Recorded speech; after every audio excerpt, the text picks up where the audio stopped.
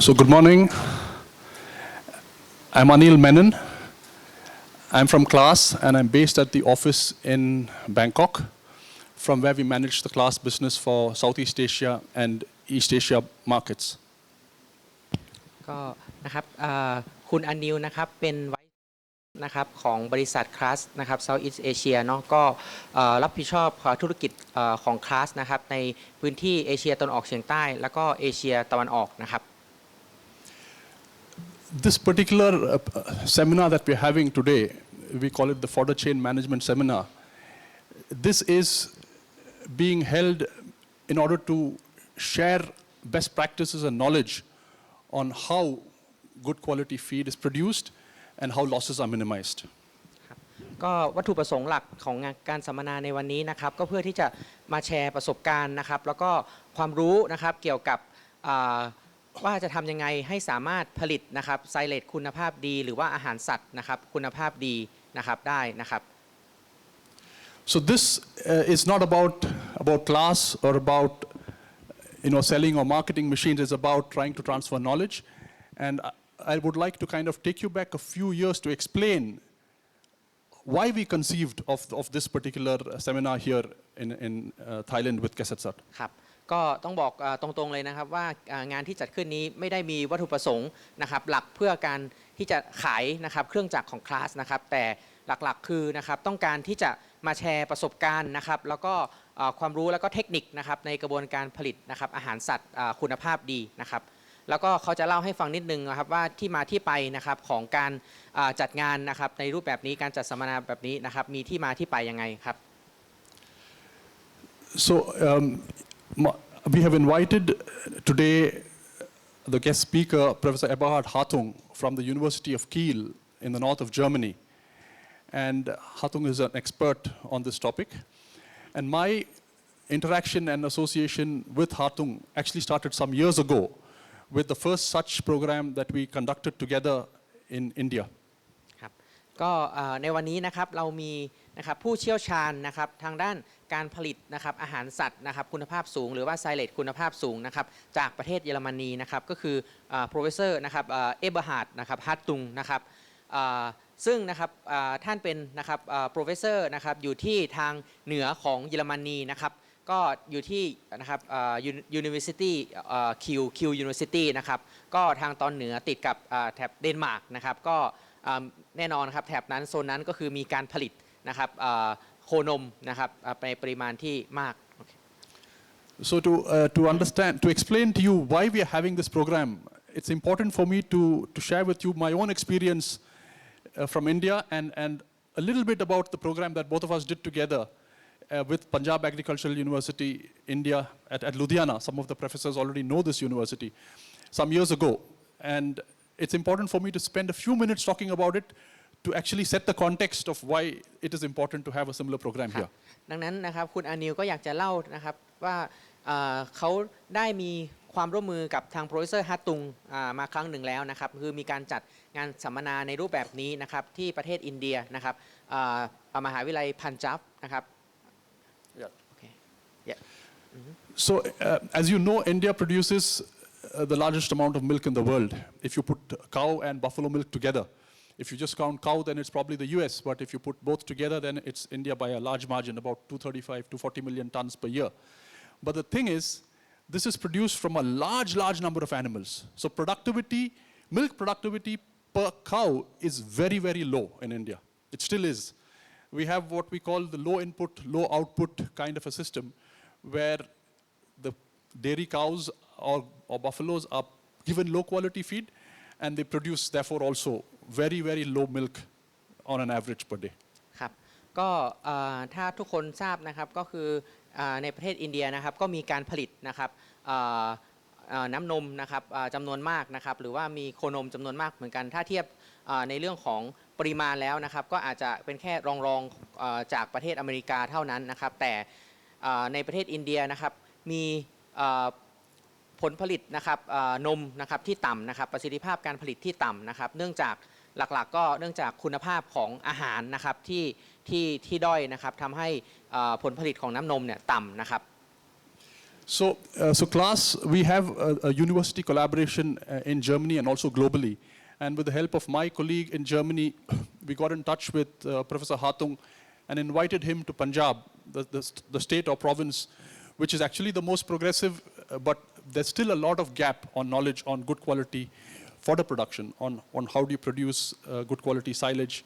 how do you minimize losses. So we collaborated with Kiel University and Professor Hartung was invited. And we had just like here we are a collaboration with KSETSAT, there we had the collaboration with a university called PAU, Punjab Agricultural University, Ludhiana. And we invited the professor for a week-long seminar with the university faculty and students and progressive farmers from Punjab in order to impart basic knowledge on steps to follow. And okay, you translate this. Yes. Okay. Yeah. นะครับดังนั้นจึงเป็นที่มาว่านะครับทำไมคุณอนิลถึงเชิญ Professor Eberhard Hartung นะครับไปที่มหาวิทยาลัยพันจาบนะครับเพื่อไปจัดงานสัมมนาในรูปแบบนี้นะครับเป็นระยะเวลา1 สัปดาห์นะครับแล้วก็สาเหตุที่เขาเลือกมหาวิทยาลัยพันจาบนะครับก็คือว่าที่จริงครับในแถบโซนนั้นนะครับก็คือถือว่ามีการผลิตนะครับโคนมนะครับที่ดีแล้วนะครับถ้าเทียบกันในโดยเฉลี่ยในอินเดียแล้วนะครับแต่ว่ามันก็ยังมีช่องว่างนะครับที่สามารถนะครับพัฒนานะครับประสิทธิภาพการผลิตนะครับโคนมนะครับในพื้นที่ของพันจาบได้นะครับดังนั้นจึงเป็นที่มาว่าเขาเลยจัดงานสัมมนานะครับเพื่อเป็นการแลกเปลี่ยนเรียนรู้นะครับระหว่างบุคลากรของมหาวิทยาลัยแล้วก็เกษตรกรหัวก้าวหน้านะครับในพื้นที่นะครับเพื่อจะได้นำประสบการณ์และก็ความรู้ที่แชร์กันเนี่ยครับมาพัฒนาประสิทธิภาพการผลิตนะครับโคนมแล้วก็อาหารสัตว์อาหารไซเลจนะครับคุณภาพสูงครับSo we did this program, and the benefit of sharing knowledge with the university is that they have their extension department, and that knowledge is transferred. So it does not stop with one seminar. And we had good success in Punjab. The university liked it, the farmers appreciated it, and we thought we must do something similar in Thailand also. ก็จากประสบการณ์ที่ได้จัดงานสัมมนาในอินเดียนะครับเขาก็เห็นว่าเวลาทำงานร่วมกับนะครับมหาลัยนะครับในการถ่ายทอดความรู้นะครับแล้วก็แชร์ประสบการณ์เนี่ยมันทำให้นะครับมีการกระจายนะครับความรู้นะครับมันไม่ได้จบอยู่แค่หลังจากงานสัมมนาจบเสร็จแล้วนะครับก็จะมีการนะครับกระจายความรู้หรือว่าเผยแพร่ความรู้นะครับไปสู่สาธารณะนะครับต่อไปเรื่อยๆนะครับดังนั้นจึงเป็นที่มาว่าในครั้งนี้นะครับเขาถึงนะครับตัดสินใจนะครับมาจัดงานสัมมนานะครับที่ไทยแล้วก็เลือกมหาวิทยาลัยเกษตรศาสตร์นะครับแล้วก็ไร่สุวรรณแล้วก็ตลอดจนคณะเกษตรนะครับมหาวิทยาลัยเกษตรศาสตร์เป็นหน่วยงานที่เข้ามาร่วมมือนะครับในการจัดสัมมนาในครั้งนี้ครับ So we have a collaboration with KSETSAT University in Thailand that Dr. Anthony and our office cooperate on. We've had over the last 1 or 2 years a lot of similar programs where colleagues from the office share knowledge and participate in small events. And we've also had from time to time students from KSETSAT come in as interns and work with us in the office. ครับก็สำหรับความร่วมมือระหว่างบริษัท CLAAS นะครับกับทางมหาวิทยาลัยเกษตรศาสตร์นะครับเราก็มีความร่วมมือกันอย่างต่อเนื่องนะครับเรามีการลงนาม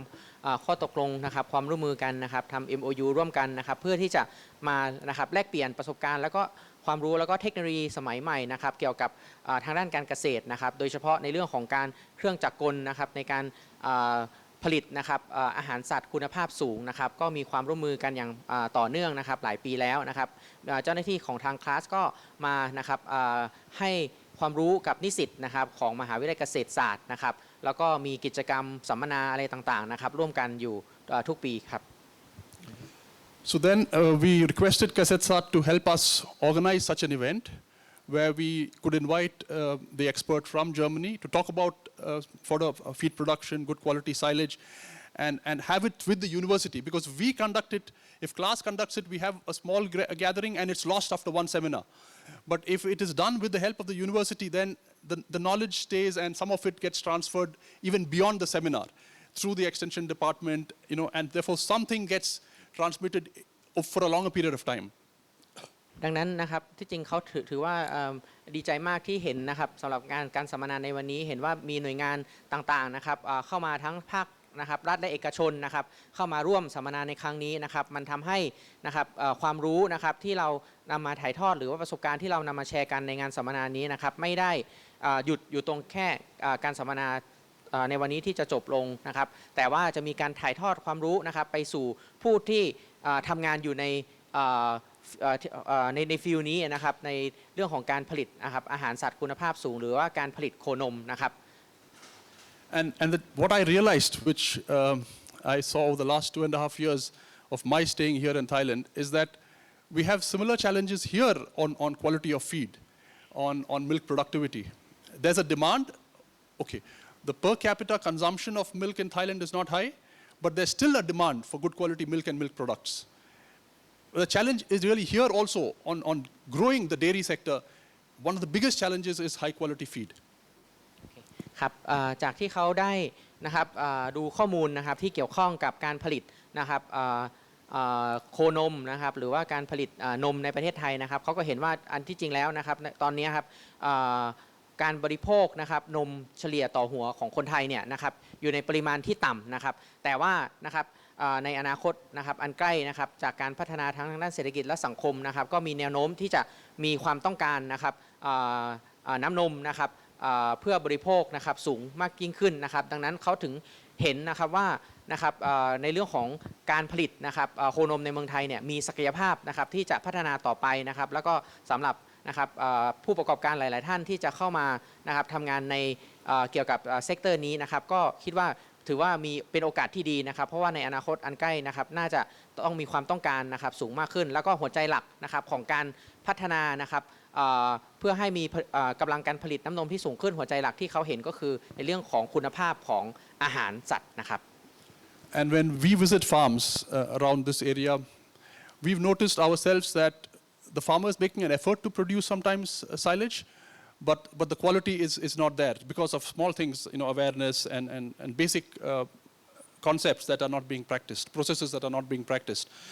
So we thought it's important then to do such a thing here with the help of the university to share some best practices so that it can be transferred and the sector can benefit. ก็จากที่เขาสังเกตนะครับจากผู้ประกอบการนะครับสำหรับการเลี้ยงนะครับโคนมในพื้นที่นะครับใกล้เคียงหรือว่าในประเทศไทยนะครับเขาเห็นว่านะครับการจัดการนะครับบางอย่างนะครับโดยเฉพาะในเรื่องของการผลิตนะครับอาหารสัตว์นะครับหรือว่าไซเลจคุณภาพสูงเนี่ยนะครับยังมีกระบวนการจัดการหรือกระบวนการผลิตนะครับที่ยังสามารถนะครับพัฒนานะครับให้ดีขึ้นได้นะครับดังนั้นเขาจึงเห็นว่านะครับในการที่เรามาจัดงานสัมมนาในรูปแบบนี้นะครับเพื่อที่จะนะครับส่งเสริมนะครับให้มีการผลิตนะครับไซเลจคุณภาพสูงนะครับเพื่อให้ได้ผลผลิตน้ำนมนะครับที่มีคุณภาพแล้วก็มีปริมาณการผลิตที่สูงขึ้นนะครับถือว่ามีความสำคัญมากนะครับ So today in this gathering we have, in addition of course to the faculty and students of CLAAS, we also have among us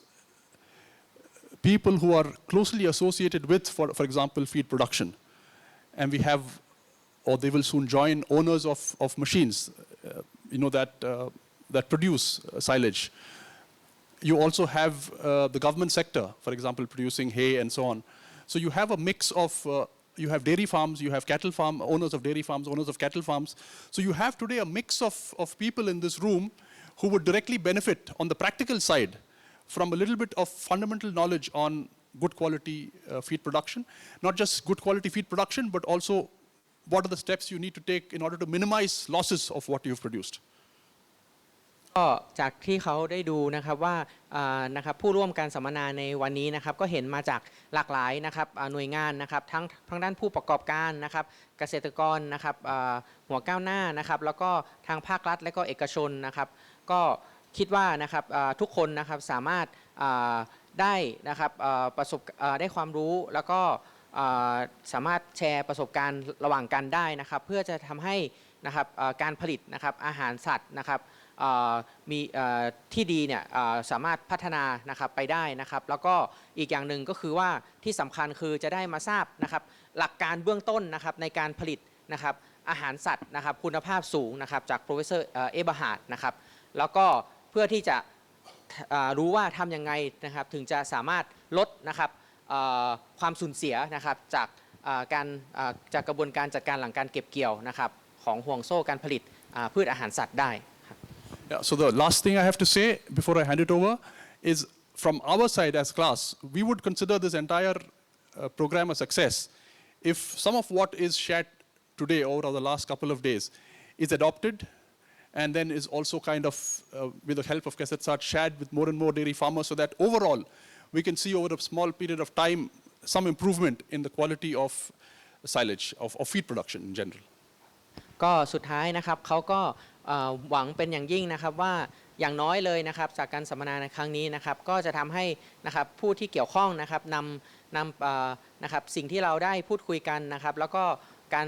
ปฏิบัติที่ดีเกี่ยวกับการผลิตพืชอาหารสัตว์นะครับคุณภาพสูงเนี่ยนะครับนำไปปรับใช้นะครับในส่วนที่เกี่ยวข้องนะครับในงานของตัวเองนะครับเพื่อ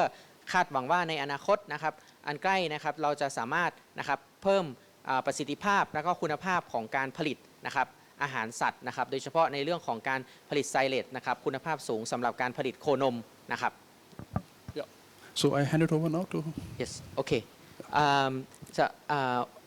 ครับก็ so thank you Okay, so, thank you so Mr. thank you very Anil. much. Thank you and, thank you Enjoy the day. Okay ครับโอเคครับ so the next esteemed speaker of today is that she is the host. She is our researcher here at Suwan Farm. She is the breeder and she involved a lot in research of silage production. So today, Dr. Utumporn will share with us her the results from her research and maybe some good news for people who want to have a high yield for silage production. She might soon be able to share with us the new variety of corn silage. Okay, please. The floor is yours.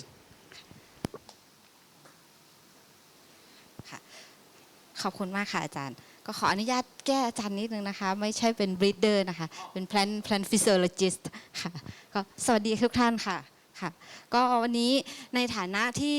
ไร่สุวรรณก็เป็นสถานที่เป็นหน่วยงานที่ร่วมในการจัดนะคะวันนี้ก็จะมาแชร์ในส่วนของงานวิจัยนะคะในส่วนของข้าวโพดเรามองว่าคอนไซเลตเนี่ยเป็นทางเลือกหนึ่งของเกษตรกรที่ทำข้าวโพดนะคะว่านอกจากจะขายเป็นเกรนแล้วก็มีอีกส่วนหนึ่งที่ทำเป็นข้าวโพดไซเลตได้ทีนี้เนี่ยเรามองเห็นโอกาสของการผลิตไซเลตเนี่ยก็คือประเทศไทยเราเนี่ยมีการเลี้ยงปศุสัตว์อยู่ทั่วประเทศเลยนะคะคิดแล้วก็เป็นประมาณ1,800,000 ตันนะคะเรามองว่าความต้องการของไซเลตเนี่ยในทุกๆปศุสัตว์เนี่ยรวมๆแล้ว1,800,000 ตันต่อปีในขณะที่ตอนนี้เนี่ยมีการผลิตไซเลตเนี่ยหลักๆเนี่ยในนครราชสีมาก็แถวคอนบุรีเสริงสางนะคะแล้วก็ในส่วนของลพบุรีสระบุรีเนี่ยรวมๆแล้วแค่ประมาณไม่เกิน 200,000 ตันก็ประมาณนี้ตัวเลขนี้อาจจะขยับเป็นประมาณ 200,000 ตันปีหนึ่งเราผลิตได้แค่นี้เมื่อกี้เราก็บอกแล้วเราต้องการเป็นล้านเลยเนี่ยอันเนี้ยมันยังไม่พอนะคะทีนี้ในขณะที่เราผลิตไม่พอตอนนี้ส่งออกแล้วนะคะส่งออกไปจีนค่ะญี่ปุ่นฟิลิปปินส์แล้วก็กัมพูชาแล้วก็มาเลเซียนะคะจะเห็นได้ว่าผลิตส่วนใหญ่ผลิตอยู่ที่นครราชสีมาสระบุรีลพบุรีแถวนี้นะคะแล้วก็มีการส่งออกไปแล้วนะคะทีนี้มองว่าในส่วนของไร่สุวรรณเองนอกจากที่เรามีเกรนคอร์นที่เราปรับปรุงพันธุ์มาแล้วเนี่ยประเทศไทยเรายังไม่มีพันธุ์ที่เป็นคอร์นไซเลจโดยเฉพาะนะคะเราก็เลยได้รับงานวิจัยที่สนับสนุนจากสวก.ในปี 2021 นะคะให้เราสกรีนพันธุ์นะคะเราก็ใช้ทั้งหมด 24 พันธุ์ลูกผสมของไร่สุวรรณนะคะเปรียบเทียบกับอีก 6 พันธุ์ของเอกชนเราพบว่าพันธุ์ของเราเนี่ยมีศักยภาพนะคะเราพบพันธุ์สุวรรณ 5819 กับสุวรรณ 5720 นะคะที่เป็นพันธุ์ที่ผลิตสำหรับเป็นเกรนข้าวโพดเกรนนะคะข้าวโพดเป็นข้าวโพดแป้งนี่แหละค่ะเราพบว่า 5819 เนี่ยมีศักยภาพในการผลิตเป็นคอนไซเลตต้นสดพร้อมฝักเนี่ยอยู่ที่ประมาณ9 ตันนะคะแล้วก็ 5720 เนี่ยอยู่ที่9 ตัน 7อันนี้เป็นค่าเฉลี่ยของ3ฤดูปลูกเลยนะคะก็คือทั้งปีก็แล้วก็มีโปรตีนนะคะอยู่ประมาณ8.9 ใน 5819 แล้วก็ 5820 8.89 นะคะก็ในขณะที่ dry matter ก็อยู่ที่ประมาณ 32% นะคะ30-32%เพราะฉะนั้นอันนี้ก็เป็นทางเลือกหนึ่งของเกษตรกรนะคะเพราะว่าพันธุ์ของไร่สุวรรณก็คือหน่วยงานราชการก็จะถูกกว่าเอกชนนะคะก็อันนี้ก็เป็นทางเลือกหนึ่งซึ่งในงานวิจัยของเราเนี่ยอย่างหนึ่งที่เรากังวลในเรื่องของผลผลิตนะคะของข้าวโพดเนี่ยก็คือในเรื่องของดินความอุดมสมบูรณ์ของดินนะคะเราก็เลยมีการวิจัยในเรื่องของระบบเกษตรก็ใช้ถั่วตัวหนึ่งนะคะมันชื่อว่าถั่วรอดเนี่ยค่ะมาปลูกอินเตอร์ครอปร่วมกับข้าวโพดก็ข้าวโพดที่จะทำไซเลตนี่แหละค่ะจากภาพที่เราเห็นถ้าเราเปรียบเทียบ2อันนี้นะคะอันนี้ไม่มีถั่วอันนี้มีถั่วเนี่ยความสดชื่นสเตย์กรีนเนี่ยอันนี้จะดีกว่านะคะก็จะช่วยในเรื่องความชื้นในดินนะคะก็ซึ่งเมื่อเรามีงานวิจัยตอนปี 2519 เนี่ยเราก็ลองเอาพันธุ์สุวรรณ5ซึ่งเป็นผสมเปิดหรือผสมปล่อยของเรานี่แหละมาปลูกร่วมกับถั่วรอดเนี่ยนะคะซึ่งเราพบว่าพอปลูกแล้วเนี่ยก็ทำให้โปรตีนของข้าวโพดเนี่ยข้าวโพดที่มาทำข้าวโพดหมักเพิ่มขึ้นจาก 8% เป็น 11% นะคะก็ค่ามีส่วนของ ADS เพิ่มมีเซลลูโลสเพิ่มขึ้นมานะคะก็ไม่ได้มีปัญหาไม่มีคอมเพติชันนะคะเพราะว่ายิวของข้าวโพดคอนอย่างเดียวกับคอนกับเลกูมเนี่ยไม่ได้แตกต่างกันนะคะก็ในขณะที่ก็สามารถทำให้ได้รายได้เพิ่มขึ้นด้วยจากการที่มีถั่วนะคะอันนี้ก็คือเป็นงานวิจัยทีนี้เราก็จะมีเครือข่ายของเกษตรกรที่เราทำงานด้วยในนครราชสีมานะคะก็เรามองว่าในนครราชสีมาเนี่ยนอกจากปลูกข้าวโพดเก่งแล้วเราก็ทำปศุสัตว์เก่งเหมือนกันนะคะก็มีทั้งคนวัวนะคะแล้วก็คนข้าวโพดทำไมเราไม่จับคนวัวกับคนข้าวโพดมาอยู่ใกล้กันเพราะว่าปัญหาตอนนี้ปัญหาของไซเลตก็คือคนเลี้ยงวัวก็บอกว่าปัญหาก็คือสู้ราคาไม่ไหวก็ไม่อยากจะใช้ทำไมใกล้บ้านน่าจะมีดูแล้วถ้าเราลองจากภาพนี้เนี่ยฟาร์มของเกษตรกรกับแปลงข้าวโพดเนี่ยมันอยู่ไม่ไกลกันเลยปัญหาของเราคือเราไม่คุยกันสัตว์ไม่คุยกับพืชนะคะถ้าคุยกันกับข้าวโพดแล้วก็ซื้อขายกันใกล้ๆเนี่ยโอกาสที่จะลดคอสก็จะง่ายขึ้นเราก็เลยมองเครือข่ายซึ่งในงานวิจัยของเราก็ร่วมมือกับหลายๆหน่วยงานนะคะมีทั้งทกส.กรมวิชาการเกษตรกรมส่งเสริมการเกษตรหรือว่าฟาร์มโชคชัยอสค.นะคะทำงานร่วมกันมาโดยตลอดนะคะเพื่อจะอยากจะผลักดันเรื่องนี้ซึ่งเป็นแนวทางเดียวกับงานที่จัดขึ้นในครั้งนี้นะคะแต่ว่าเราทำมาประมาณ2 ปีแล้วมันขยับได้ช้ามากเลยนะคะแต่อันนี้คือในเรื่องของผลผลิตของไซเลตนะคะถ้าเรามองระยะยาวหลายฟาร์มเป็นนะคะจากเริ่มต้นปลูกได้8 ตันแล้วผลผลิตลดลงเรื่อยๆในระยะยาวนะคะลดลงต่ำกว่าอะไรต่ำกว่าพันธุ์ที่เรามีการวิจัยลดลงเรื่อยๆนะคะอันนี้ก็คือปัญหาเรื่องของความอุดมสมบูรณ์ของดินนะคะอันนี้ปูอยากจะแชร์ว่าอันนี้คือธาตุอาหารที่เราวิเคราะห์ตอนไหนวิเคราะห์ที่เราเก็บเกี่ยวไซเลตนะคะเราช็อปเมื่อไหร่เราก็ส่งไปวิเคราะห์ปรากฏว่ามีการอัพเทคธาตุอาหารไปเนี่ย NPK ก็คือ N ประมาณ42 กิโลกรัมต่อไร่ P 4.5 แล้วก็ K 34มันหมายความว่ายังไงเวลาเราใส่ปุ๋ยรองพื้นเราใส่อะไร15 ใช่ไหมตัว P นี่ไม่ค่อยได้ใช้นะคะไม่ได้แปลว่าห้ามใส่นะจริงๆในดินน่ะมันมีแต่ว่ามันอยู่ในรูปที่ยังไม่ได้เป็นประโยชน์เพราะฉะนั้นการใส่ปุ๋ยก็สำคัญนะคะถ้าใส่ให้เหมาะสมต้นทุนเราก็จะไม่สูงเกินค่ะเพราะว่าประเทศไทยเราส่วนใหญ่จะใช้15นะคะแพงกว่าด้วยนะคะก็อันนี้ก็ทีนี้เราก็มองว่าถ้าเป็นในระบบของตัวของข้าวโพดเรามองว่ามีทั้งผู้ผลิตก็คือก็กลุ่มวิสาหกิจชุมชนต่างๆที่ผลิตไซเลตนะคะกลุ่มนี้เนี่ยมาหาผู้ใช้ก็คือคนที่เป็นคนเลี้ยงโคนมสิ่งที่สำคัญที่สุดก็คือ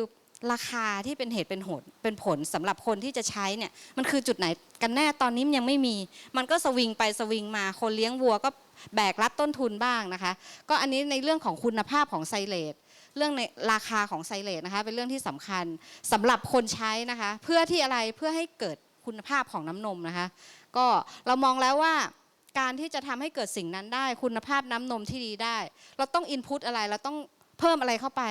เราก็ต้องเพิ่มเมล็ดพันธุ์ของข้าวโพดที่เหมาะสำหรับไซเลตนะคะแล้วก็เทคโนโลยีในการผลิต ไซเลจเนี่ยไม่ว่าจะเป็นในการปลูกหรือการเก็บเกี่ยวนะคะแล้วก็ในเรื่องของเครื่องจักรทางการเกษตรที่จะทำให้มีประสิทธิภาพในการเก็บเกี่ยวหรือการปลูกอย่างมีประสิทธิภาพนะคะแล้วก็ในส่วนของผู้ใช้เนี่ยค่ะก็คือเขาต้องการในเรื่องของมาตรฐานของฟาร์มเทคโนโลยีการให้อาหารนะคะอันนี้เราก็ต้องให้ความรู้เหมือนกันในส่วนของโคนมนะคะเพราะฉะนั้นในส่วนนี้จะประกอบกันให้เกิดสิ่งต่างๆเหล่านี้ถ้าเราเอางานวิจัยมาจับเนี่ยมันก็จะช่วยให้เกิดตัวนี้นะคะคุณภาพของน้ำนมค่ะก็อันนี้คือพันธุ์นะคะตอนนี้เราก็สกรีนพันธุ์อยู่นะคะมาจากพันธุ์ลูกผสมที่เรามีเนี่ยค่ะในโอกาสข้างหน้าเนี่ยเราน่าจะได้พันธุ์ที่ไปได้ถึง10 ตันนะคะก็เราสกรีนพันธุ์ลูกผสมณตอนนี้พันธุ์ที่เราโปรโมทได้ประมาณ9 ตันกว่าแต่พันธุ์ใหม่ๆที่เราจะเกิดขึ้นเนี่ยเฉลี่ยแล้วจะ10 ตันอันนี้10 ตันอันนี้ตัวเลขล่าสุดเลยนะคะคือเป็นตัวเลขของ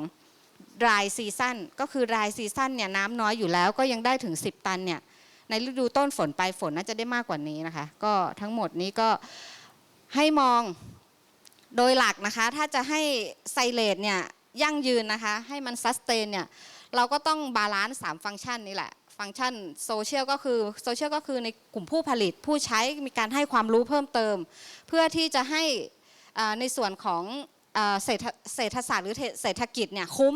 ทั้งคนปลูกข้าวโพดแล้วก็คนทำนมนะคะท้ายที่สุดในเรื่องของสิ่งแวดล้อมในที่นี้หมายถึงดินสำหรับคนปลูกข้าวโพดถ้าดินความอุดมสมบูรณ์ลดลงเรื่อยๆ productivity ก็ไม่ได้พอ productivity ไม่ได้ก็ขายได้น้อยeconomic มันก็เบี้ยวไปละหลังจากนั้นโซเชียลไม่มีความสุขละครัวเรือนไม่มีความสุขแล้วแต่ถ้าบาลานซ์3ตัวนี้เพิ่มองค์ความรู้เข้าไปนะคะแล้วก็รักษาสิ่งแวดล้อมeconomic ก็จะคุ้มค่าขึ้นนะคะก็อันนี้ปูก็ขอแชร์เพียงเท่านี้นะคะค่ะขอบคุณมากค่ะ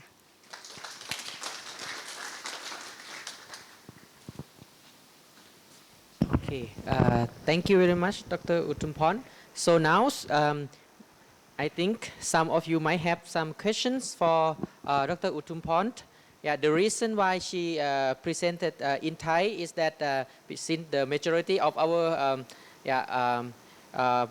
member of the seminar today is Thai, so that's why I think it's better to give her pass on her information. So, but for our international audience, you may ask your question in English, and then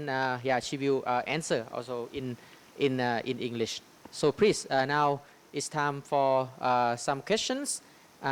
ถ้าหากใครมีคำถามนะครับสามารถสอบถามดร.อุทุมพรได้เลยนะครับ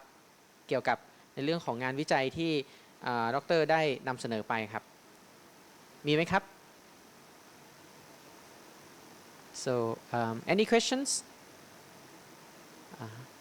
Okay. Then if not, you can also ask her later during breaks and lunch break. So now I think we give the floor to Professor Eberhard Hartung from Germany.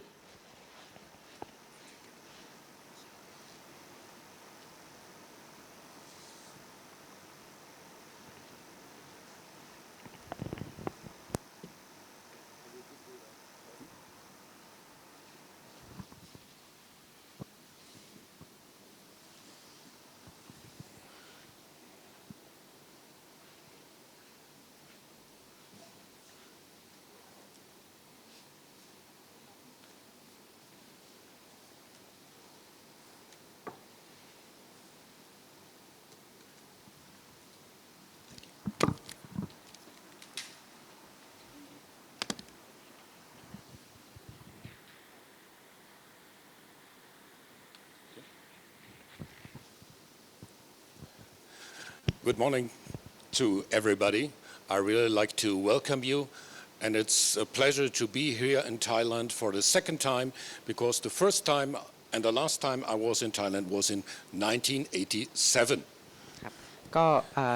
ครับกราบสวัสดีนะครับผู้เข้าร่วมสัมมนาทุกท่านนะครับก็Professor Eberhard Hartungนะครับก็ดีใจมากนะครับที่ได้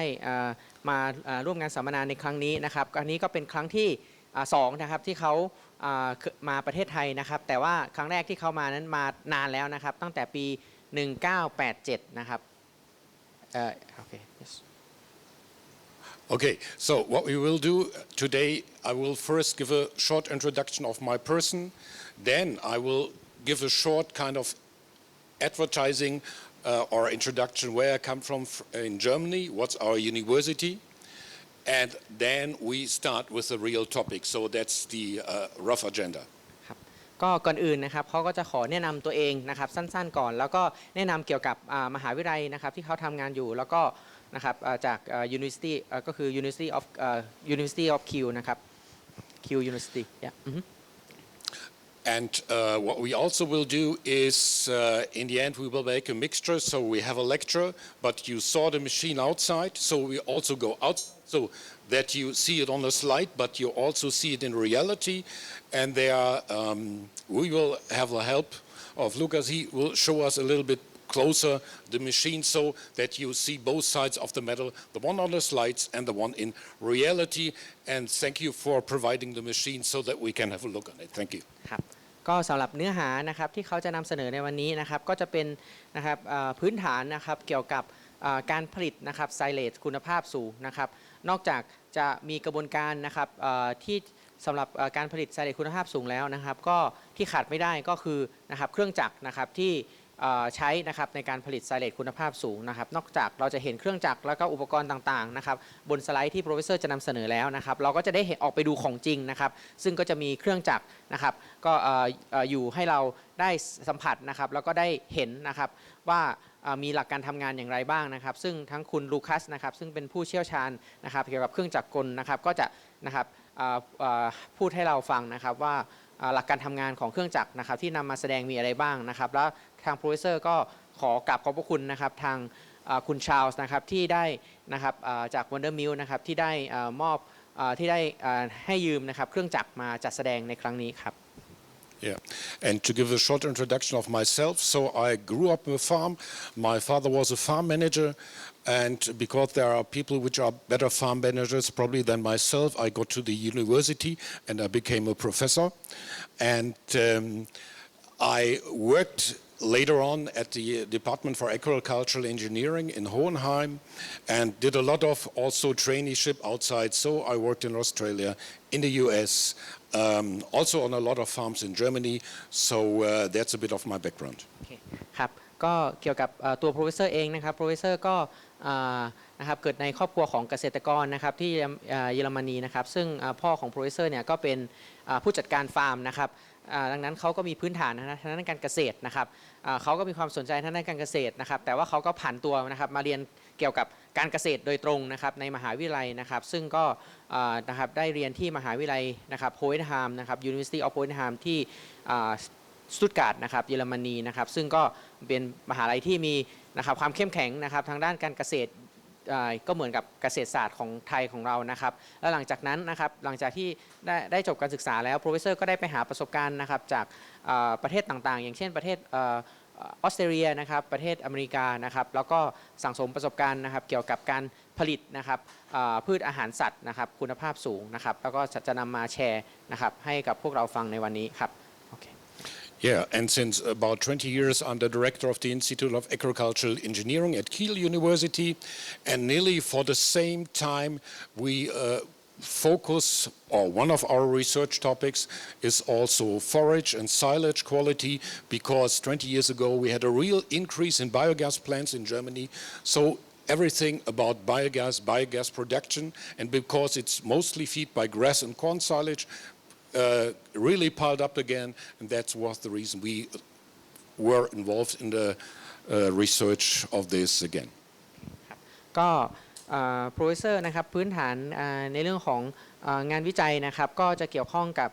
วิศวกรรมเกษตรนะครับ agricultural engineering นะครับซึ่งงานนะครับที่เกี่ยวข้องนะครับก็จะมีนะครับงานที่เกี่ยวกับการผลิตนะครับพืชอาหารสัตว์นะครับแล้วก็การผลิตไซเลจคุณภาพดีนะครับซึ่งในประเทศเยอรมนีนะครับการผลิตไซเลจนะครับส่วนใหญ่นะครับก็คือปริมาณที่มากนะครับก็คือนำไปหมักนะครับผลิตเพื่อผลิตแก๊สนะครับดังนั้นนะครับงานวิจัยที่โปรเฟสเซอร์ทำนะครับก็จะเกี่ยวข้องกับเรื่องของการผลิตนะครับไซเลจนะครับจากข้าวโพดนะครับหรือแม้แต่การผลิตนะครับไซเลจนะครับจากนะครับหรือว่าพืชหญ้าหมักนะครับจากหญ้านะครับ Okay, now we have a look where I'm from. So that's Kiel University, and Kiel University was already founded 1665. So it's a typically age for a university in Germany, and we have 8 different faculties, and one of the faculties I work on is the one in agricultural and nutritional science. ก็สำหรับมหาวิทยาลัยคิวนะครับก็คือเป็นถือว่าเป็นมหาลัยที่เก่าแก่นะครับก่อตั้งมาตั้งแต่ปี 1665 นะครับแล้วก็มีนะครับมีทั้งหมดนะครับ8คณะนะครับโดยหนึ่งในคณะนั้นนะครับก็เป็นคณะที่professor ทำงานอยู่นะครับก็คือเป็นคณะนะครับเกษตรนะครับวิทยาศาสตร์เกษตรแล้วก็โภชนาการนะครับ Yeah. So 8 faculties. One is the one of agricultural science and nutritional science. And I will just show you some pictures from our research stations so that you can get an idea if you never had been in Europe or in Germany, how it looks like and what's the background of the research we are doing. ครับก็จากภาพนะครับก็จะเห็นนะครับว่านะครับพื้นที่ที่ professor มาหรือว่า University of Kiel เนี่ยนะครับมีนะครับลักษณะพื้นที่เป็นอย่างไรบ้างนะครับเราก็จะเห็นนะครับภาพรวมว่านะครับว่าพื้นที่อันนี้นะครับเป็นพื้นที่ที่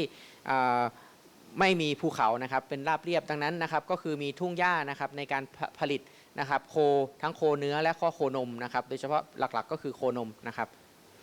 Yeah, that's one of the farms for organic farming, a small one where we have roughly between 30 and 50 cows, and the blue you see here in the behind, that's a Baltic Sea. That's a Baltic Sea, yeah. โอเคครับโอเคอันนี้นะครับก็เป็นตัวอย่างนะครับรูปจากฟาร์มนะครับของที่ใช้ในการทำงานวิจัยของมหาวิทยาลัยนะครับก็คือจะเห็นว่านะครับอันนี้ก็ในตัวอย่างก็คือมีการเลี้ยงนะครับโคนมอยู่ที่ประมาณ30ตัวนะครับแล้วก็พื้นที่นะครับสำหรับผลิตนะครับอาหารนะครับหญ้านะครับสำหรับโคนมนะครับแล้วก็จะเห็นว่านะครับตรงติดขอบที่ทะเลนะครับที่ติดก็คือเป็นทะเลบาลติกแล้วนะครับ Oops. The next farm is one for arable farming. There we have pigs, so it's not interesting. I will skip it and come already to the next one. And that's one with the dairy. There we have around 200 lactating dairy cows. That's one of our main research farms for dairy. 200 lactating. โอเคครับสำหรับในการผลิตนะครับโคนมนะครับเขาก็มีโคนมอยู่ประมาณ200ตัวนะครับสำหรับ is for research right สำหรับการงานวิจัยนะครับของมหาวิทยาลัยครับ Okay, and then I will just give you some advertising. Probably if you have students, or well, there are some students, they know this message already, but if you know students or your children and you want that they study abroad, we might have something interesting for you. อันนี้ก็ขอโฆษณานะครับเล็กๆน้อยๆนะครับสำหรับนิสิตนะครับที่สนใจนะครับหรือว่าอาจารย์ท่านไหนที่อยากจะส่งนิสิตนะครับไปเรียนต่อที่มหาวิทยาลัยคิวนะครับก็ professor ก็ยินดีนะครับต้อนรับทุกท่านนะครับที่สนใจจะไปเรียนต่อในหลากหลายสาขาวิชานะครับที่มีการเรียนการสอนอยู่นะครับ Yeah, because about 7 years ago I gave birth to a new study program in English, and the name is Dairy Science. 7 years ago. โอเคก็คือ7 ปีก่อนนะครับ professor ก็ได้นะครับตั้งนะครับหลักสูตรนะครับขึ้นมาใหม่นะครับที่เป็นใช้ภาษาอังกฤษในการเรียนนะครับก็คือนะครับหลักสูตรนะครับการผลิตนะครับการผลิตนมนะครับการผลิตโคนมนะครับ dairy science. Yeah, and why did we do it? Because the northern parts of Germany is really a dairy region, and we all together about 1 hour around Kiel we have 5 different research farms. โอเคครับก็สาเหตุนะครับว่าทำไมนะครับเขาถึงให้ความสำคัญกับหลักสูตรการผลิตโคนมนะครับก็เนื่องจากพื้นที่นะครับของคิวเนี่ยนะครับจะมี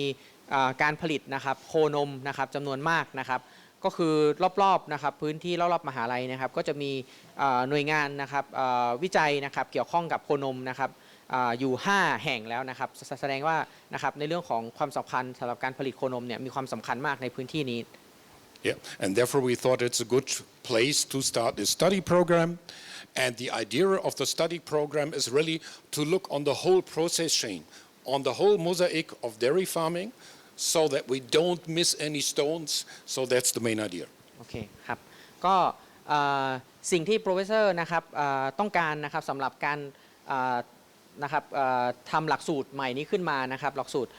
การผลิตนะครับโคนมนะครับวิทยาศาสตร์การผลิตโคนมนะครับก็ต้องการที่จะนะครับมีการสอนนะครับการเรียนการสอนเกี่ยวกับทุกกระบวนการนะครับที่เกี่ยวข้องตลอดห่วงโซ่นะครับการผลิตนะครับนมนะครับหรือว่าโคนมนะครับเพื่อไม่ให้มีหัวข้อใดหัวข้อหนึ่งนะครับหล่นหายไปนะครับก็คือทั้งนะครับห่วงโซ่การผลิตเลยนะครับ And so we are looking for people who are really interested in agriculture, in dairy science, of course, and so we like to see exchange students coming to Germany. ครับก็สำหรับนิสิตนะครับหรือว่าอาจารย์หรือว่าผู้ประกอบการนะครับหรือแม้แต่เกษตรกรท่านไหนนะครับที่สนใจนะครับเกี่ยวกับวิสัยนะครับการผลิตนะครับโคนมนะครับการผลิตนมคุณภาพสูงเนี่ยครับโปรเฟสเซอร์ก็ยินดีต้อนรับทุกท่านนะครับถ้าหากจะไปมี study tour นะครับหรือว่าไปนะครับเรียนรู้หรือไปดูงานนะครับก็สามารถติดต่อนะครับโปรเฟสเซอร์ได้เลยนะครับ And we do this because we think at least, and other also, if you are in dairy production, you really have very good career perspectives in all these areas around. ครับสำหรับนิสิตนะครับที่เรียนจบนะครับจากหลักสูตรนะครับปริญญาโทนะครับเกี่ยวกับวิทยาศาสตร์การผลิตนะครับโคนมนะครับก็จะมีโอกาสนะครับในการทำงานนะครับที่หลากหลายนะครับตามที่เห็นนะครับอย่างเช่นเป็นที่ปรึกษานะครับในฟาร์มนะครับงานทำงานวิจัยนะครับหรือว่าให้คำปรึกษาทางด้านสิ่งแวดล้อมนะครับการตลาดนะครับตลอดจนทำงานในบริษัทหรือว่าโรงงานอุตสาหกรรมที่ผลิตนะครับอาหารสัตว์คุณภาพดีนะครับ Okay, so that was the advertising part, and now we come to the real topic. โอเคครับก็อันนี้ก็เป็นจบการเกริ่นนำนะครับการแนะนำตัวแล้วก็แนะนำมหาวิทยาลัยนะครับตลอดจนหลักสูตรนะครับที่มีในมหาวิทยาลัยคิวนะครับตอนนี้เราก็จะเข้าเรื่องกันแล้วนะครับเรื่องหลักที่เราจะพูดคุยกันในวันนี้นะครับก็คือการในเรื่องของว่าเราจะทำยังไงนะครับสำหรับการผลิตนะครับไซเลตคุณภาพสูงครับ Yeah, and so we will do it in two main parts. We first will look on the mechanization and fodder harvest, and then we will specially look on the conservation part. ครับซึ่งก็จะแบ่งออกเป็น2ส่วนหลักๆนะครับเนื้อหาที่จะบรรยายในวันนี้นะครับส่วนแรกนะครับก็จะเกี่ยวข้องกับเครื่องจักรกลนะครับที่ใช้นะครับในการผลิตพืชอาหารสัตว์นะครับในการเก็บเกี่ยวพืชอาหารสัตว์นะครับแล้วส่วนที่2นะครับก็จะเป็นการเทคโนโลยีนะครับที่นำมาใช้หรือว่ากระบวนการที่นำมาใช้นะครับในการเก็บรักษานะครับหรือว่านะครับปรับปรุงคุณภาพนะครับเพื่อนะครับเพื่อการผลิตนะครับไซเลตคุณภาพสูงนะครับ Yeah, and what I'm trying to do is to give you some key messages, and of course the perspective is the German or European, so you can't, and I also will try to give you advice or to give you a number to tell you what might be the right way in doing things. But so rule of thumbs would be the right expression. It probably is not transferable one-to-one, but the rule of thumb still will work, and that's also the reason we first look on the principles, because the principles are always the same, and then I will try to tell you, okay, what are important rule of thumbs or key messages to take with your home. ก็หลักๆนะครับวันนี้โปรเฟสเซอร์ก็จะให้ข้อมูลนะครับของสำหรับการผลิตนะครับไซเลตคุณภาพสูงนะครับที่เราสามารถนำไปนะครับปรับใช้ในกระบวนการผลิตไซเลตของเรานะครับแล้วก็เป็นแนวทางการปฏิบัตินะครับที่ดีนะครับที่เหมาะสมนะครับเพื่อให้ได้ไซเลตคุณภาพสูงนะครับ Yeah, and what we will do is a little bit unusual. We already will start with a take-home message. ครับก็ปกตินะครับที่โปรเฟสเซอร์ทำก็คือว่านะครับก็จะชี้แจงให้พวกเรา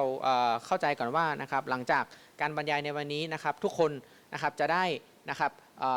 ความรู้หรือว่าเนื้อหาที่สำคัญนะครับที่จะเป็นเนื้อหาหลักของการบรรยายในวันนี้อะไรบ้างนะครับ So the key message is, if you are interested in it, you really have to pay attention to the whole production chain. Because if you in step 1 make a mistake, then it will last till step 10. So we really have to aware in all the parts of the product chain where can go something wrong, and of course to avoid it, because otherwise you won't be able to really have a good product. That means a good quality forage or silage. ครับก็สำหรับสิ่งที่ professor นะครับต้องการจะเน้นย้ำคือนะครับในกระบวนการผลิตไซเลตคุณภาพสูงนะครับเราต้องให้ความสำคัญกับทุกกระบวนการนะครับในห่วงโซ่การผลิตนะครับเพื่อที่เราจะได้ไซเลตคุณภาพสูงตามที่เราต้องการนะครับเพราะว่าถ้าเรานะครับมีการดำเนินการที่ผิดพลาดนะครับหรือว่าบกพร่องในกระบวนการใดกระบวนการหนึ่งนะครับก็จะทำให้เกิดความสูญเสียขึ้นนะครับซึ่งไม่สามารถนะครับย้อนกลับมาได้นะครับ Yeah, and a lecture like this is also a lot of about expectations. So what do you expect? So where can I help you? And to probably pull you already one tooth right now, I took this Thai stone with me. Okay. What about the stone? Sorry. Yeah, I will tell you. โอเค ครับก็สิ่งที่สำคัญนะครับสำหรับการที่ professor จะบรรยายในวันนี้นะครับก็ต้องการที่อยากจะรู้ความคาดหวังนะครับของทุกคนนะครับของผู้ที่เข้าร่วมสัมมนานะครับว่าทุกคนมีความคาดหวังอย่างไรบ้างนะครับดังนั้น professor ก็หยิบก้อนหินมาก้อนหนึ่งเดี๋ยวต้องดูว่าเขาจะทำอะไรนะครับ please I have a serious question. Is there anybody in the audience who can turn this stone into gold? ครับเขาอยากจะทราบว่ามีใครนะครับที่เข้าร่วมสัมมนาในครั้งนี้ที่จะสามารถเปลี่ยนก้อนหินก้อนนี้นะครับให้เป็นทองคำได้ไหมครับมีไหมครับ Is there anybody? No? ไม่มีจริงๆใช่ไหมครับมีใคร มีไอเดียอะไรไหมครับ Okay, I also can do it. And just as you can't turn this stone into gold, you can't turn a bad grain or corn on the field into a very good silage. ครับ professor ก็ไม่สามารถทำได้เหมือนกันนะครับแต่ว่าเขาต้องการสื่อว่านะครับ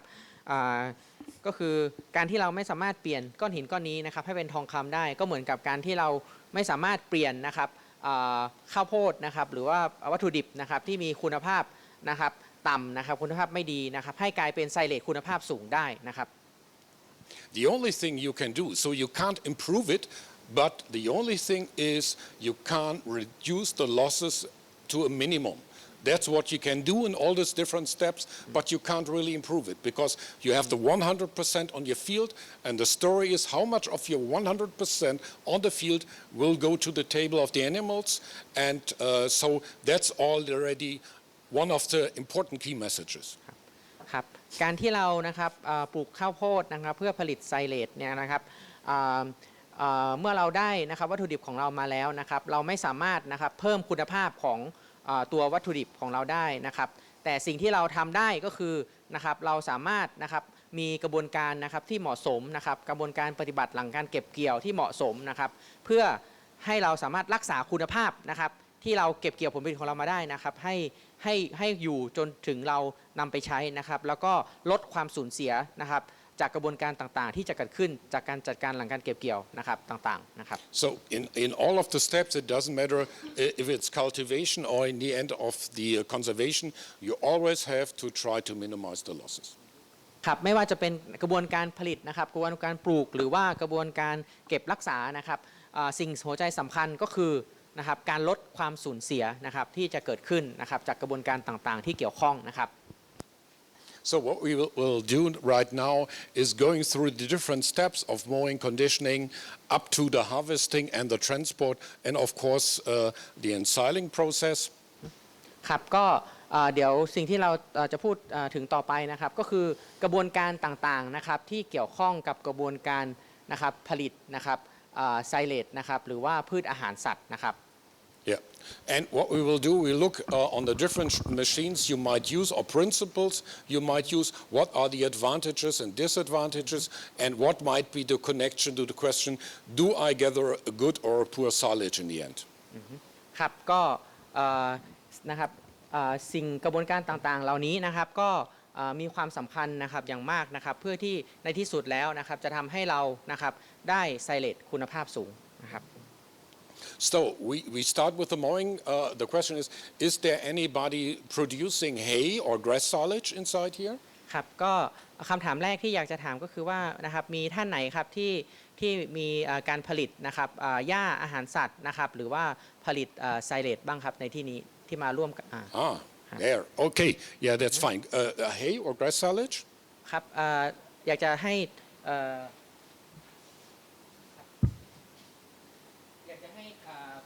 อธิบายนิดนึงนะครับว่าผลิต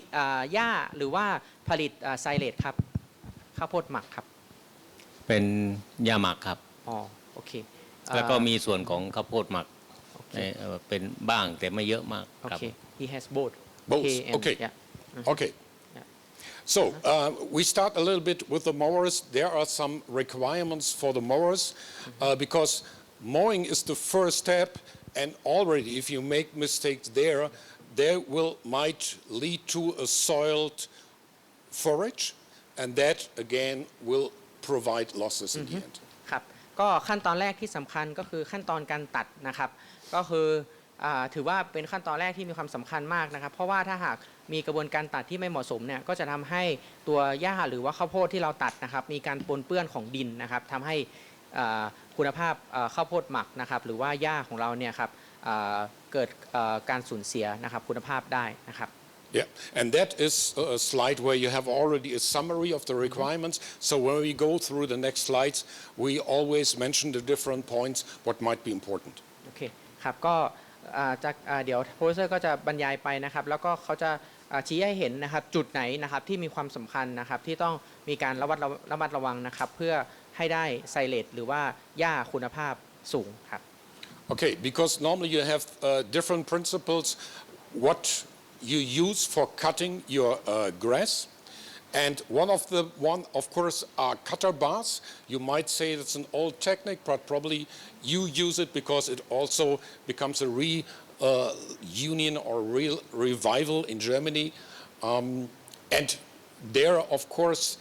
the advantage of these bars is that they work very well. We have a clear cut. They are easy to run. But the problem is, due to the turn of the blade, and you had a kind of a dead center here, of course you won't get such a high yield or good performance or high performance with this kind of devices. ครับก็สำหรับอุปกรณ์นะครับสำหรับการตัดหญ้านะครับหรือว่าตัดข้าวโพดนะครับประเภทแรกนะครับที่ Professor นำเสนอนะครับก็คือที่เรียกว่านะครับคัตเตอร์บาร์นะครับอันนี้ก็คือโดยภาพรวมแล้วนะครับถือว่าเป็นอุปกรณ์นะครับที่มีประสิทธิภาพนะครับในการตัดแต่มันก็มีข้อเสียของมันเหมือนกันนะครับซึ่งก็คือ what is the disadvantage again that you high risk of blockage when you have to drive too fast or if there's too much gas on it โอเคครับก็คือเวลาที่ใช้งานนะครับโดยที่ใช้การความเร็วในการตัดนะครับในความเร็วที่สูงเนี่ยนะครับมันจะทำให้เกิดการติดขัดนะครับของใบมีดนะครับที่ใช้ในการตัดได้ง่ายนะครับ but nowadays they have new kind of cutter bars. You see also they enlarge the working width up to 9 meters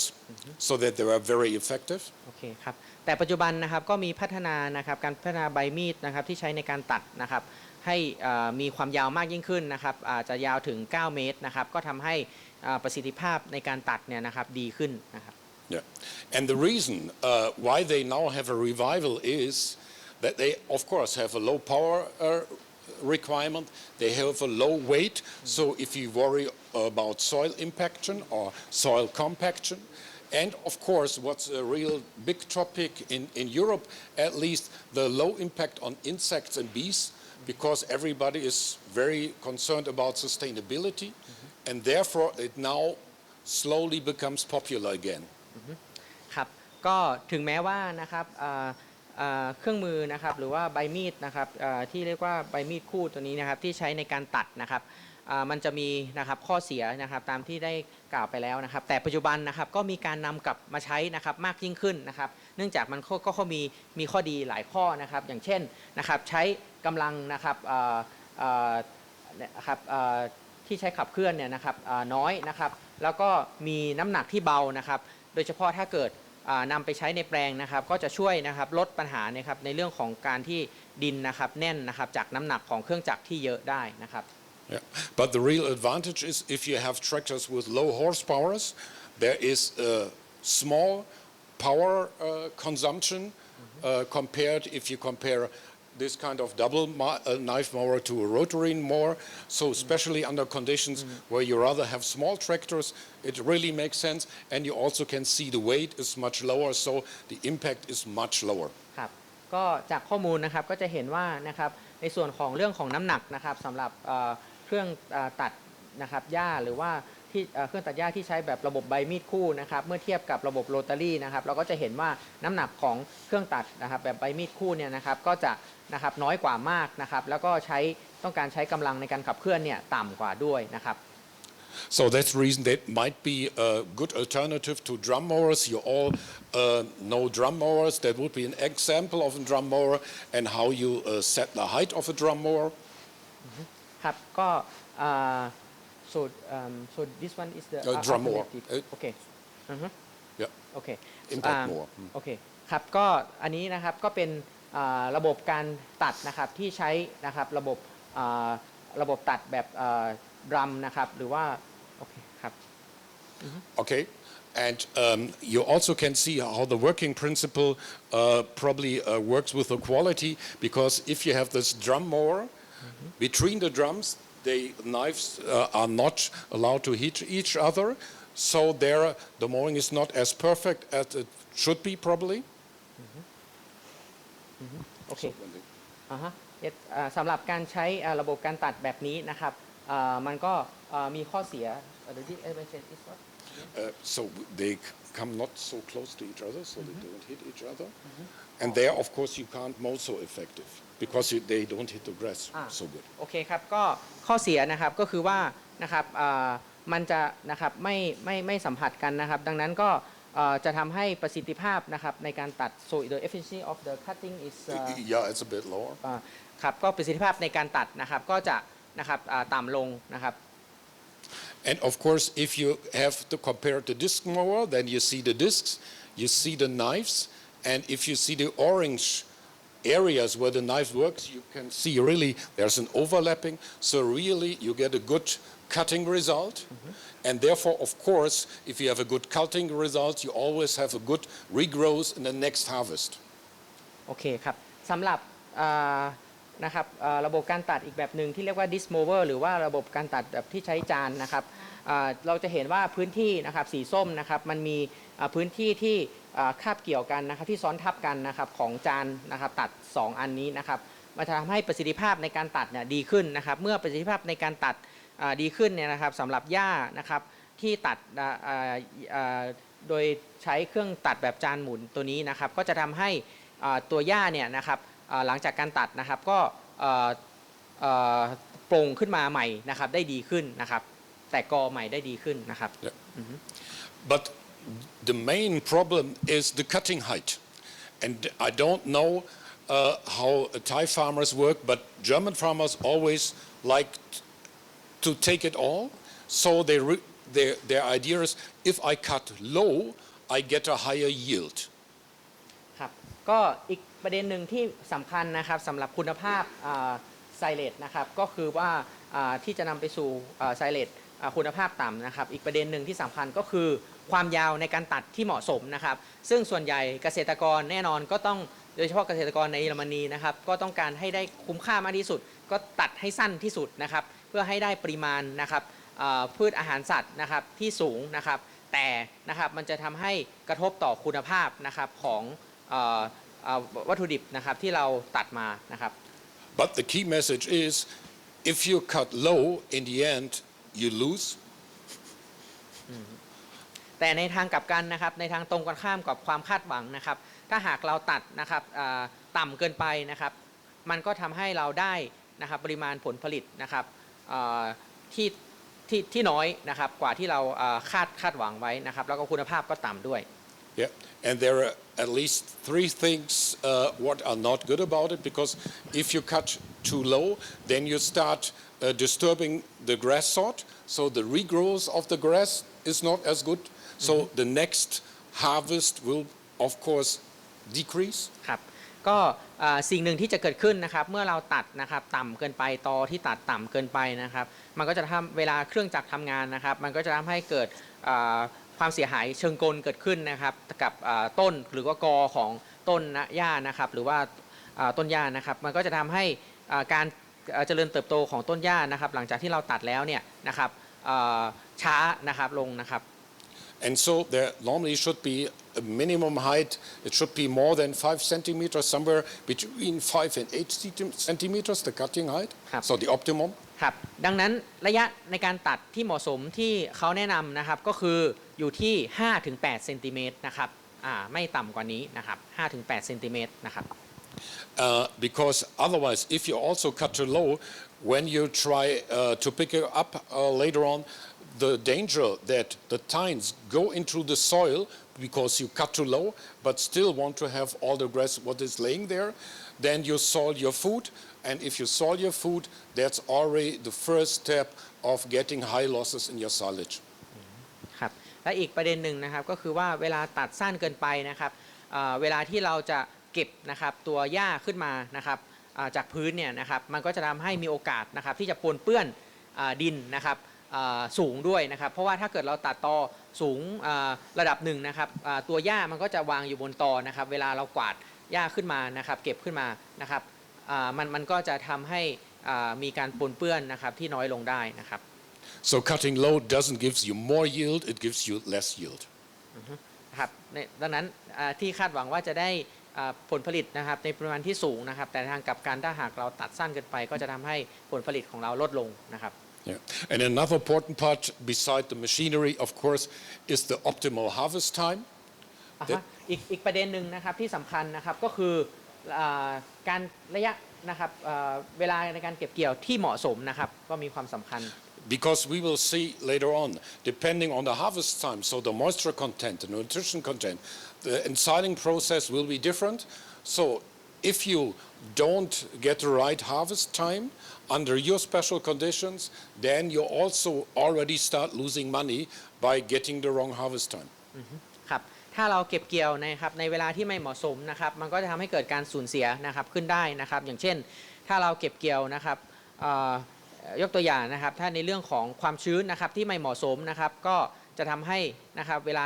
นำหญ้าหรือว่านะครับข้าวโพดนะครับไปหมักก็จะทำให้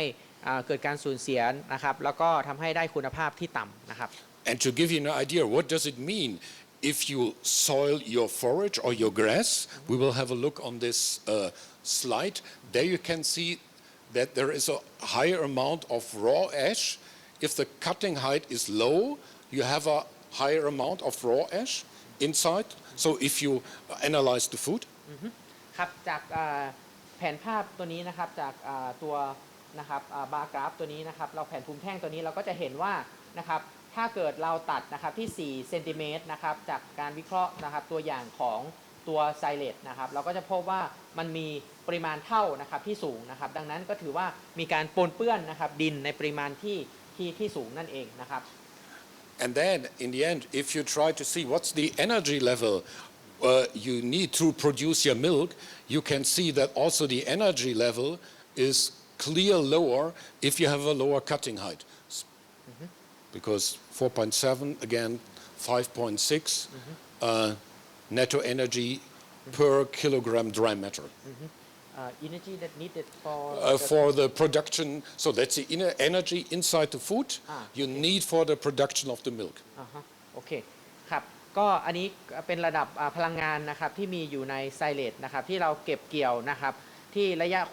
ระดับความสูงที่แตกต่างกันนะครับเราก็จะเห็นว่าอันที่จริงแล้วถ้าเราตัดที่8เซนติเมตรเนี่ยนะครับระดับพลังงานนะครับที่มีอยู่ในไซเลตของเรานะครับมันก็จะสูงกว่าด้วยนะครับสูงกว่า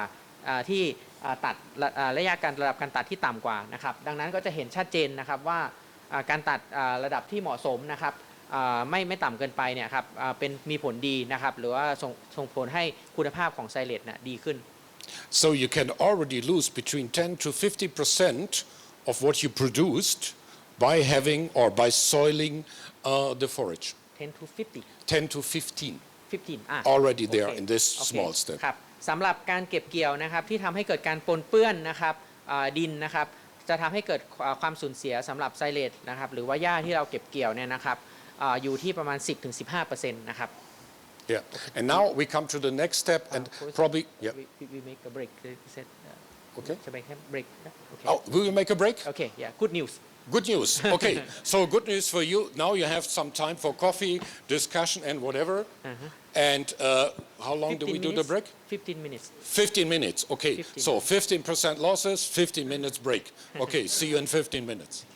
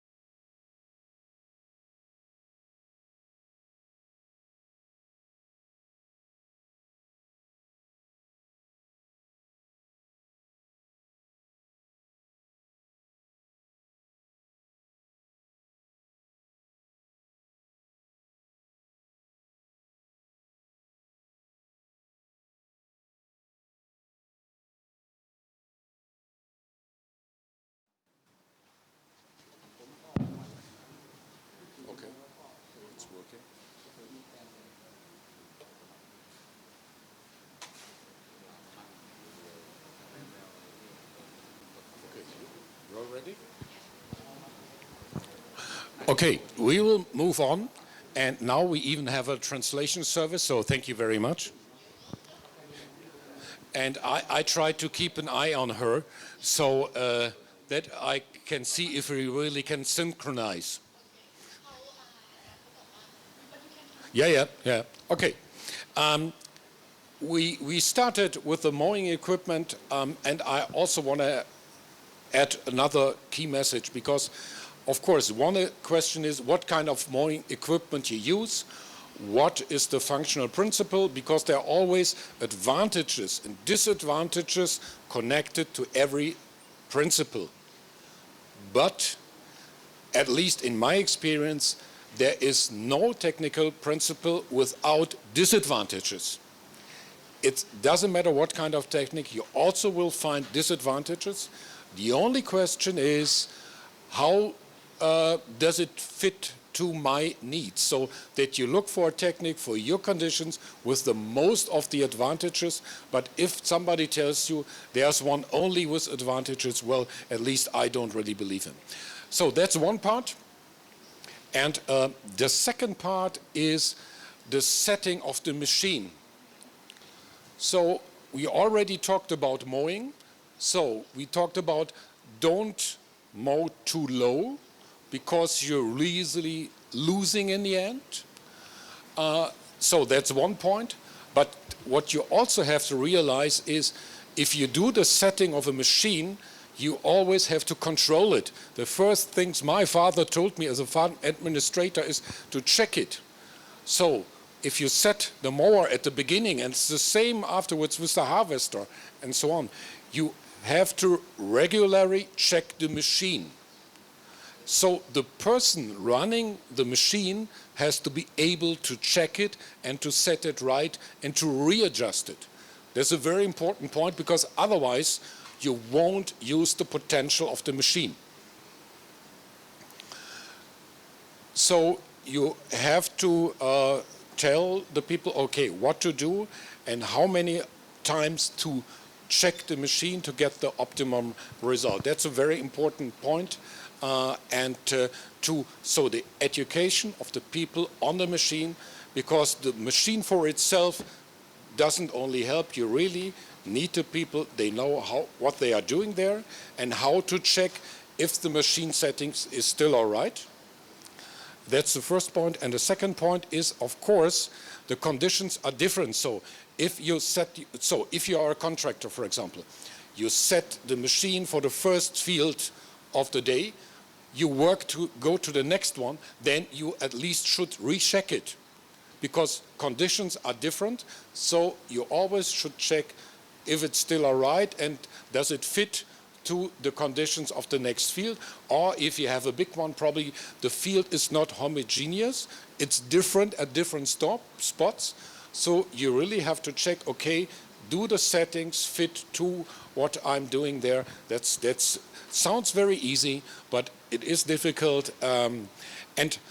if you come to mowing, of course, you have to set the height, you have to control it. And the other topic is, of course, that you need a certain pressure of the equipment that you can keep the height and that you can follow the contour. So if your field is not flat, you have a contour, then you need a contour following.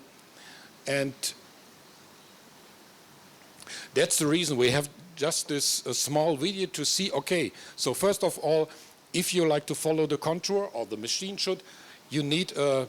device what is really movable. That's the first thing, of course. And the second thing we will see in a second is, okay, the load on the machine, because you need a certain load so that the machine is running over the soil, so you can keep the distance always at the same height. But if the load is too high, you will again destroy the grass sort. If the load is too low, it won't follow the contour and your cut will be uneven. So what you really have to realize is to check it and to have a machine what is able, where you can change the settings, because otherwise that again will be coarse destruction of the sod, and of course a higher raw ash content in the forage, which will result in, of course, losses. And probably because we already discussed it in the break, so this 5 to 8 centimeters would be rule of thumb for grass silage. If you go to the question, what is about corn silage? How high should I cut my corn? We will come to it later, but at least under German conditions, you would recommend 20, rather 25 centimeters, so not too low, because it has the same effect. And we already saw, only by this you might already have a loss between 10 to 15%. So 10 or 15% of what you produced, and that means there's their money, your money is already in there, you're giving away. So the setting is always a crucial point. And now we come one part, so of course if you mow the grass for grass silage or for hay, you also have to dry it. That's probably here under your conditions not such a big difficulty, but what you also there again have to be aware is the setting of the machine, because the typical machine would be a tedder like you can see here, where the tines are used to throw up the grass, to distribute it evenly over the field. And so one question is, of course, the setting of the tines, that they are not too low. So it's always very important when you start with the machine, you have to put it on level ground first, then check the working height so that the tines are not too low, so that you avoid that the tines go into the grass sod or into the soil, because then you have some problems. And sometimes, probably also under your conditions, people think, okay, I don't have so much worrying about drying, I just mow it and wait, and then I'm done. You shouldn't do that. You should at least use the tedder for one time. Why? Because if you just mow the grass, then it's not really evenly distributed, so you will have wet spots depending on where you are on the field. And they will stay wet, so if you load them up and try to make a silage out of it, there will be different quality, kind of. So due to the wet spots, you might kind of a different way of fermentation with different acids you don't want to have. So it also makes sense, even when you think it can dry by itself, really to try to distribute it with a tedder, and then you at least can avoid again also this small screw where you can work on just to improve the quality of the silage. And the other point is, if you set the tines, then it's not only the questions how low they run over the field, also the question is the angle of the tines, because the higher the angle of the equipment is, the more kinetic energy you can use, the wider and better you can spread it and evenly distribute it. And so here you also can see some kind of rule of thumb. So if you rather have wet, long, heavy forage, if you have swath, especially if you work in hay production, then of course the angle should be higher or wider. You can use it smaller if it's very dry, if it's short, light forage. So if you have windy conditions, so you can already see, okay, also if I use a kind of simple thing like a tedder, so the right setting of the tines is already very crucial for the result. So if I will get a good silage, yes or no. Okay. And then we also have a tedder video. I think I can skip that. You know how a tedder looks like and how it works.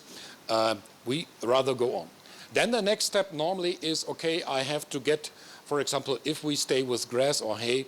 I have to bale it, or I have to come with a loading wagon to get it into the silo. And there, I just want to show you also, you might use different kind of equipments. There are different types of swather types. So this kind of composite delivery rakes, carted wheel rakes, you especially see in North America. You see a merger, and at least what you mostly see in Europe or Germany are these rotary rakes. And we will just focus very slightly on the different ones. So if we look on the carted wheel rakes, so the idea is you can use a low horsepower tractor with it, but you need a certain velocity because these wheel rakes, the rotation of the wheel rakes depends on the velocity of your tractor. So the faster you drive,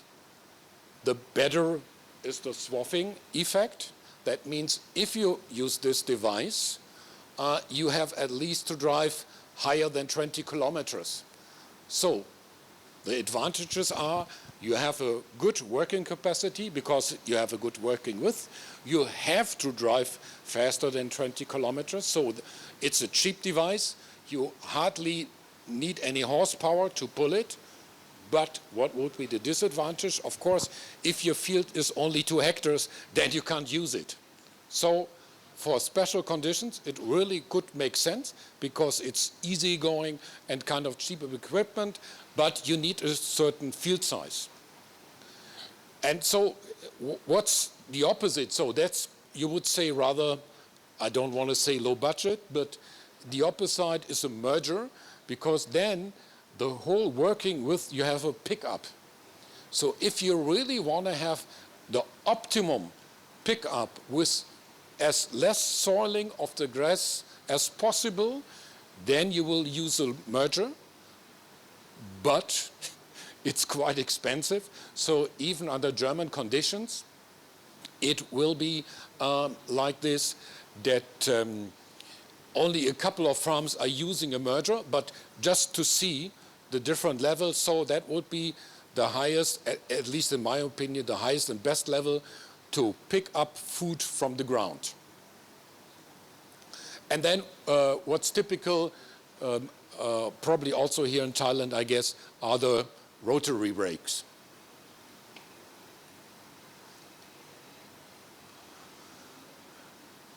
And here again, the machine is already only as good as the driver or the person who is setting it. Again, here also, before you start, put it on level ground, see what's the distance of the tines to the ground, you know, stays the machine really horizontal? Because if you don't check it, and if you don't recheck it all the time, bless you, then that's one of the reasons for soiling your forage. And we will just have probably a small swather video to take a look on it.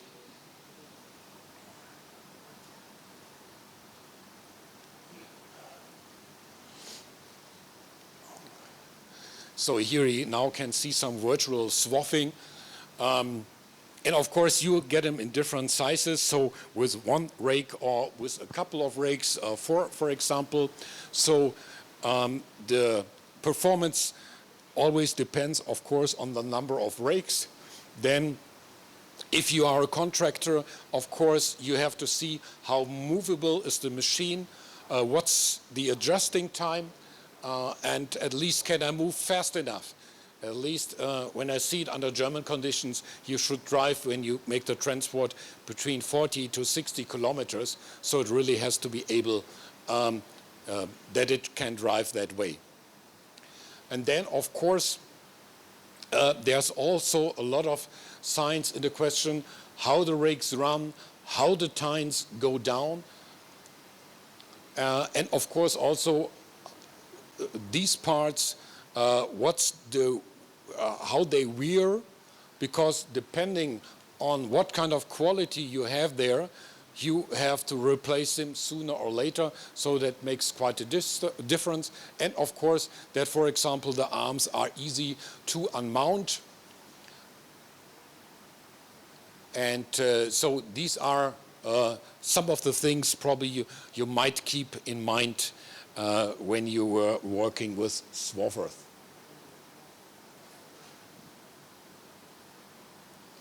And like I said, all the things we looked at,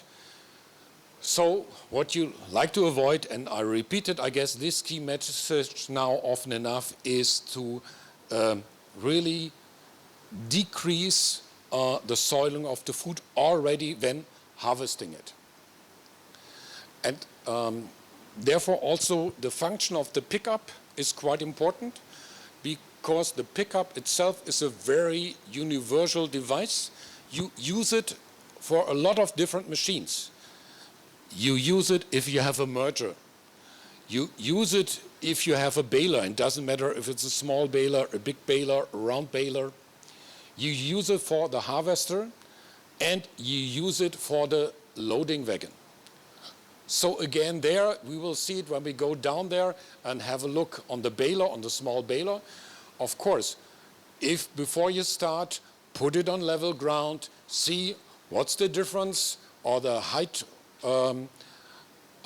the tines or the distance to the ground. Is it really leveled? And of course, then the question is how the pickup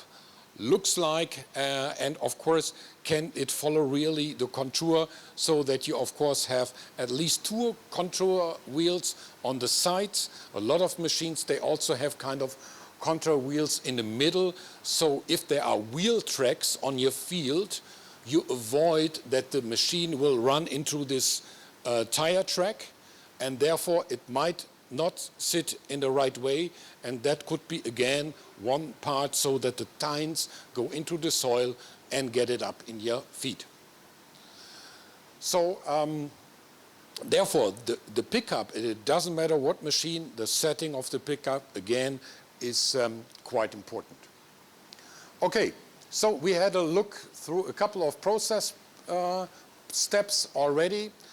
Now we come to the loading wagon. So what we can see here, of course, in a nice drawing, you have the pickup with a contour wheel at least on both sides, probably also 1 or 2 in the middle of the pickup. So the pickup is used to push it up. Then you have kind of a roller there, a crop guard, and that's quite important if you have it or not, and if it is working. Because you want to, of course, use maximum capacity of your machine. If you want to use the maximum capacity of your machine, you, of course, want to use the whole working width of the machine. And the problem is, and you know better than I, that the swaths are not even and ideal. So they are too high, too wide, they're a little bit, one corner is lower than the other. So if this goes in the machine can't work optimal because you have differences. So this guard, and you will see it also later on, is very important because it will help to evenly distribute the grass, for example, over the whole working width, so it will help you to run the machine much more efficiently. And then, of course, so that is only step 1, so you pick it up, hopefully without any soil. Step 2, you have a feed rotor. You use it to feed it into the machine. It could be a loading wagon. It could be a baler, a round baler or square baler. Normally, it's combined with knives, which are foldable. You can fold them in or out. So what might be the advantage of these knives? They could be several. The first one is, for example, if you just want to harvest straw or something, if you cut something, the smaller the pieces are, you better compacted, so you can better use the volume of your machine. So that's one part, and of course sometimes you want to have already a certain length, for example if you talk about grass silage, so you have a better ensiling process, because there already one of the key message is if the parts are too long, the compaction will be hard, and if you compact it not in the right way, then there will be too much oxygen inside, and too much oxygen will create wrong fermentation and again losses with your silage. So therefore it's quite important. And if we now look on this scraper, what's on the loading wagon, so yeah, so you have the beginning, you have the scraper floor, and now what again is the relation to silage or good silage? If you have a silage bunker and you try to fill up the silage bunker, then of course it makes sense to have a loading wagon where you have this metering rollers behind it, and where you just not only have a tailgate. Why? Because here you see two pictures, a loading wagon just with a tailgate. So you drive in your silo, open the tailgate, and then you have, I don't know, half a meter, 2 meters of grass silage or corn silage. And this you have to distribute inside the silo to get a good compaction. And of course, you can see here you need a lot of additional working with an additional tractor to evenly distribute this heap of grass or maize silage. So, and here you can see a picture, of course, there you have this metering roller, so you are able to create thin layers of things which are supposed to be compacted. And again, a rule of thumb is that if you put the things in your silo and you want to have a good and an efficient compaction, the height of these layers shouldn't be more than 40 centimeters. If you would have asked me 15 years ago, there was the rule, half a meter is okay. Nowadays, at least in Germany, would say between 30 and 40 centimeters, the maximum height of the layer, because the lower the layer height is, the less additional work you have to do. So it's also a question of working capacity or labor capacity. And of course, you can much easier compact it. And you will hear this term compaction a lot of times, because what's important to compact it and to get it airtight. These are the two key points for good silage. So you can see there's already, depending on the decision of your loading wagon, you are already, or this is already related to some advantages and disadvantages. And probably, and yeah, we also had a discussion already yesterday. It was the question, okay, so you have this harvester with high performance. And then the question is, okay, in the whole process chain, where is the smallest capacity in the process chain? And most of the times it's not the harvester. We will see, normally it will be the compaction. But of course the transport is important. And then some people say, okay, if you have a big harvester, then of course you need a big loading wagon, and that will create a lot of soil compaction. That is one of the reasons, at least in Germany, you always use this kind of special loading wagons. Why? To reduce the soil compaction to a minimum, you need adequate tires which are wide enough with a low air pressure. Normally they should be less than 1 bar, because then soil compaction will be as less as possible. And of course, if they have 2 or 3 axles, they have a steering system. So when you run around and you take sharp corners, that you don't disturb the grass sort again. So, and also, if you look on the profile of the styles, they are specially made for that. So it makes sense to use them, because the other alternative would be a normal truck with a normal truck trailer, but there the tires are totally different. Their pressure is between 4.5 to 6 bar. They are small and they will really create soil compaction. So if you worry about it, then at least you should think about using a loading wagon. And again, we have a small video. So here you see this virtual loading wagon. And then the question is, like I said, how can I use maximum capacity of this loading wagon? Because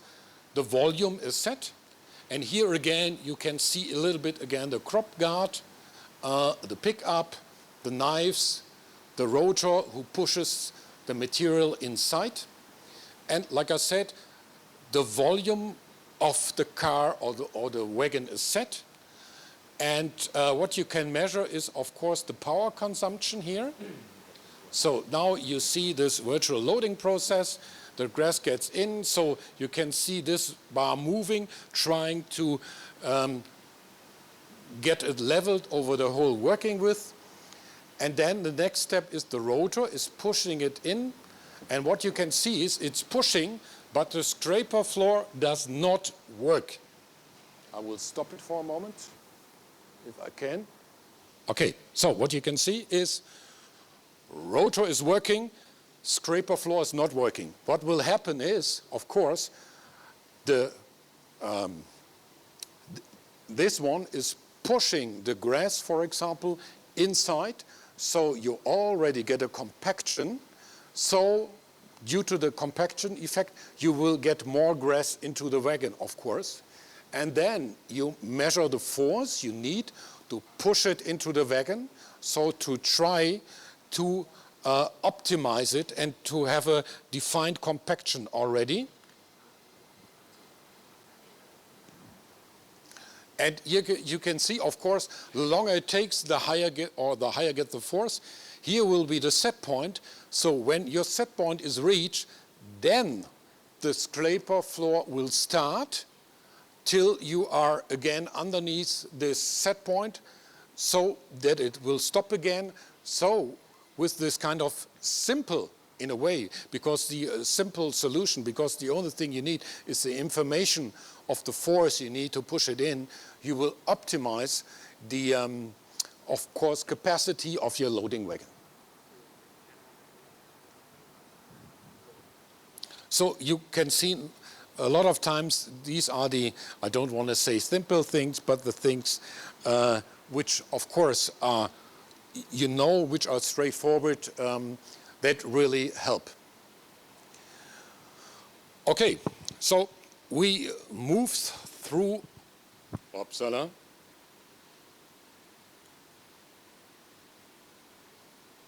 I shouldn't push this button too long. So we moved through all the things which are more related to hay or grass silage. Now, probably interesting for the most of you, we're coming to the topic of the collection and of the chopping, because, of course, it's a crucial topic. So again, looking first on what principles can I use, what are the general advantages and disadvantages about the principles, and then again, what might be things to think about or to be aware of to use the machine in the right way. Okay, so of course I have different possibilities. I can say I do it stationary. For example, with a small device, I think that was one from India, as far as I can remember. But you also have, let's say, dairies or companies where they use a normal Jaguar as a stationary machine. It's very unusual, but you could. But normally, if you talk about stationary things, these are the small ones. So you get first, for example, the corn to the machine and then chop it. And then, of course, if you look to the forage harvesters, to the mobile ones, you make one decision. So if it's self-propelled or if it's trailed. And normally the question, if it's self-propelled or trailed, you have to see in combination with the cutting principle. Because we have three different principles, we will look of all three of them. The easiest or also the cheapest is the flail mower. We have a first look on that.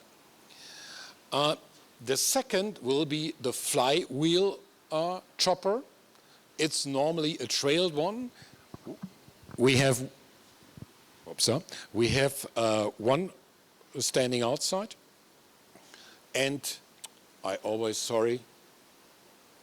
push. Of course, the third one is the shopping cylinder. That's normally in combination with a self-propelled machine. So that's the reason for certain kind of machines, they are normally related to certain kinds of cutting principle. So also if you look to Europe, when starting chopping corn, they started with this kind of machines, the so-called flail mower or flail chopper. And again, we will start with the advantages. So what are the advantages? Because you only have one working tool for all the different tasks. You have this turning flail here. So one tool, it will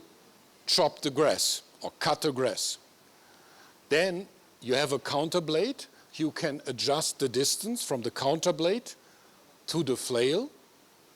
So you can set in a way or define the length of your forage. But you can't do it in an exact way. That's also a disadvantage. So if you compare this to the other types of mowers or other types of cutting, this one is the one where you only very slightly can influence the cutting lengths, not very exact. And we will see to define the cutting lengths and to set it in a certain value is quite important. Therefore, that's already one disadvantage. The good thing is, yes, you use them to cut it, to chop it, and of course to throw the food out through the loading wagon. Because you have enough kinetic energy to throw it out. Now we again come to the combination of a positive and a negative. So the advantage is there is enough energy, you push it out. That means you have here an overpressure because you push it out. If you have here an overpressure, then here you have an underpressure. So you suck air. That means if this runs and you have very dry soil, it sucks the soil into the system and into your forage. And we already talked about the amount of ash inside the forage, that it doesn't make sense. So if you use it, the disadvantage is, of course, the potential for sucking soil inside is much higher, but it's a very simple, it's a very cheap device. But of course, if you want to have high quality of forage, it's probably not the first choice. And you can see it, I think that is a picture from the 1950s from such a device in Germany, and I think that's from 10 years ago in Germany. So it's still being used, but like I said, if you want a high quality forage, probably not your choice. Okay, so that was the first working principle. Now we come to the next, that's the so-called flywheel harvester. And later on we will have a look on it outside. So what's the idea? You pick up, or you cut the corn, then you try to feed it in direction of the knives. What you need are compression rollers so that you can compact the corn already so that it is cut more exact. What do you need for an exact cut? You need a counter blade in connection to the knife, so where you have a certain distance, so you have the counter blade, you have the knife, so you really can exactly set the setting. So what's the theoretically length of your silage? So the good thing is it's very exact, of course, and also what's very important are those rollers. So how many rollers are there? Because you can imagine if they already compress it a little bit, that's like if I would have a piece of corn here and you should cut it, then it really helps if I compact it already a little bit, because then, of course, you can make the cut more even. So that's important part, because sometimes you see, depending on the machine you buy, how they are located and how many of this process or compression rollers you have. Normally, the better it is. What you normally find are two upper ones to ones below, or even 3 to 2 or 3 to 3 sometimes. So it's quite important. And so here you can see, in that case, for example, we would have horizontal compression rollers, the upper and the lower part. If we will go outside, you will see they are vertical. So they're a little bit different. And so, of course, you have this flywheel turning around. The knives are on this flywheel, of course. You also can see it outside. Then you have blowing paddles. Their normally function is that you again create wind and try to have enough energy that you get out of the machine. And now we come to the crucial point, because the question is, can this device only chop, or also can it crack corn? With the flywheel mower we have seen before, of course I can chop it, but I can't crack corn. And we will see, the question is very important, if I can, yes or no, and if it's a yes, how good can I crack the corn? Because that's, again, as a key message, very important for the quality of the silage afterwards. So there are flywheel harvesters. They're combined the growing paddle with some grinding discs. So you have some grinding effect on the corn. But of course, we will see it in comparison to the cylinder chopped with a special cracking unit. Of course, the efficiency won't never be as good as if you really have this rollers, like we will see afterwards. So first question is, when you see one of these flywheels or you want to buy one, do they really have the possibility to grind something? And if I remember right, we have a look down to the machine, I think after lunch, then you will see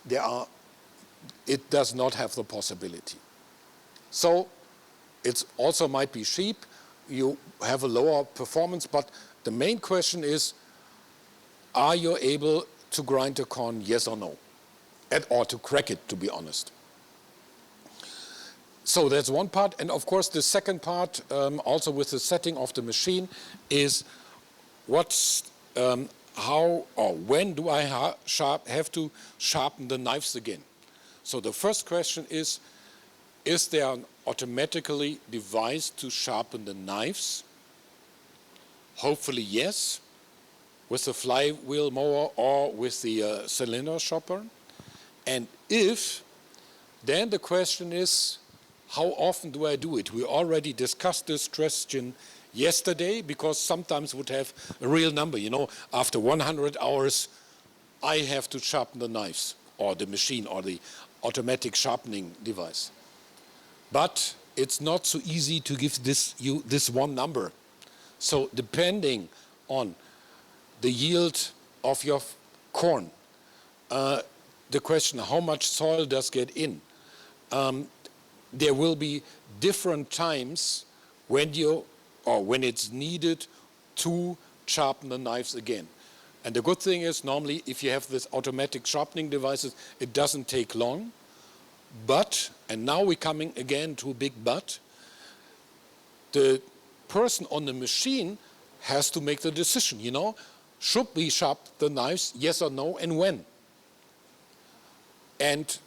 if we already know, there is not a rule of thumb. So every 50 hours, of course, you could do it, but probably you don't need it. Or you even need it in a shorter time. So what you have to do when you drive this machine, once in a while, you have to check your silage or the product. And we will see it afterwards, after lunch. What are things I can use to check the quality, or what can I do to check the quality on the field? And the easy answer is I have to look at the forage and have to see how does it look like. And then I already can see, okay, do I have to sharpen the knives, yes or no? And therefore, again, so for the person on the machine, it's very important that they know first I have to check in several times, and then depending on your experience, you will say, okay, that's probably the typical number of hours, but also to go out of your machine and have a look on the result. That's a very important point. Very easy, to be honest, but on the other hand, it's quite important for the quality of the whole thing. Okay, so that was the flywheel harvester. Now we are not only coming closer to lunch, but also to the cylinder shopper. Here you have some examples. That's a machine produced in Austria. You see different color. We always sometimes have red color. And you can see, of course, you can put different header systems on them. And like I said, that, for example, would be a device where you can also do some corn cracking. Now, we come to the Jaguar, or in that case, to the machine chopper with a cylinder shopper. And probably interesting for you, that's a picture nearly 50 years ago. That kind was the first self-propelled harvester from CLAAS. So it looked a bit different, and when you have a look on it, so it looks like a little bit the combination of a flywheel with the chassis of a combine for grain, you know. They put it together and they used it first for research purpose because they said it's easier if it's self-propelled. And so that was kind of giving birth to the idea, okay, the chopping device should be look different. And of course, self-propelled can make sense. So 50 years ago. So what's the general idea of the self-propelled devices? Again, the start of the device looks the same like in a flywheel harvester. So you cut the corn, it goes in, you have this compression rollers, you have this counter blade, you have the shopping cylinder, you have the knives on the shopping cylinder, and of course, hopefully you have an automatic sharpening system. And what's also interesting is, of course, that also here it's important that you have to put a certain pressure on it already, that you really can feed it in a very good way so that you are really able to create exact shopping lengths. And if we will go outside after lunch, then we can have a look. So if you get the heading system off, you can see here the compression rollers, and if you get this one off, you will see the knives of the cylinders, and thankfully the people ripped the machine so that you can really have a look in it. And I think what we will see now, again, to get a better idea of how it works, we will again look one of these videos.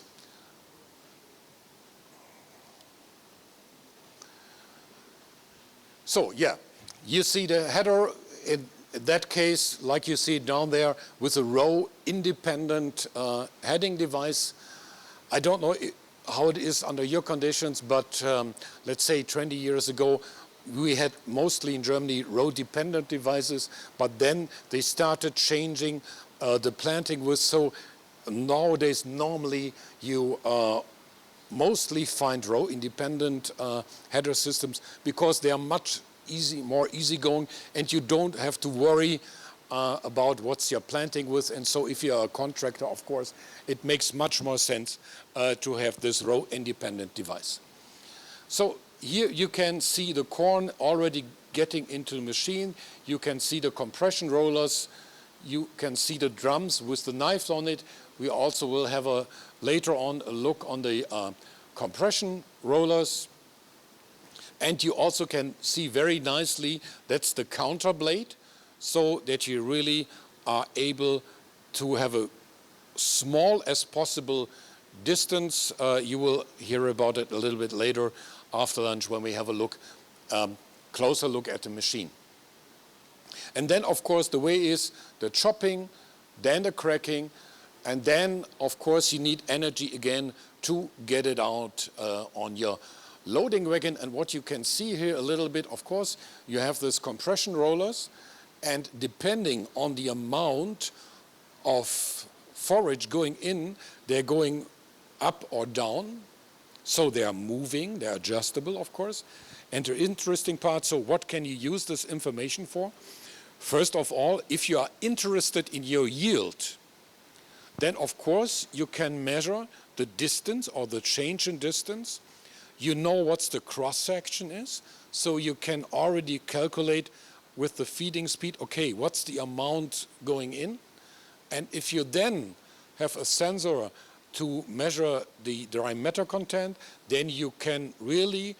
while you are driving, measure your yield locally. So then it, of course, makes sense to combine it with a GPS system for the measurement of the dry matter content.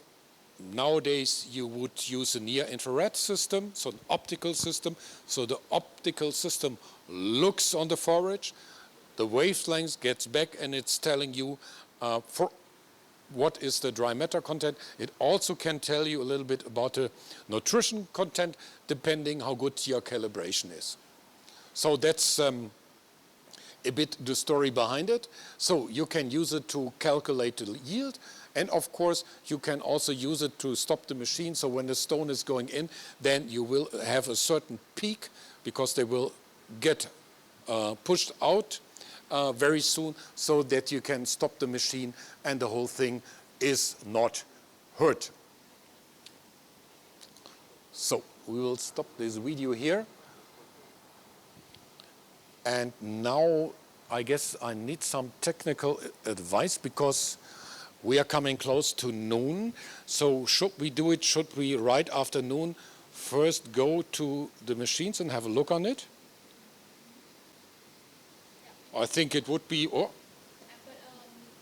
can do that after lunch and also before you start the session, or maybe we have the local participants sharing the experience for their hay or their silage, and it will go. Yeah, that comes first. Okay, then we will do it. Okay, so what's the plan? So we will have lunch. That's a good key message. Second, after lunch, we will join here again. Then we will get an idea of people locally here from their way of production, right? And after that, we will probably make a small part. We finish the harvester, and then we will go out again and have a look on the machine. So I think that will fit, okay? Okay, so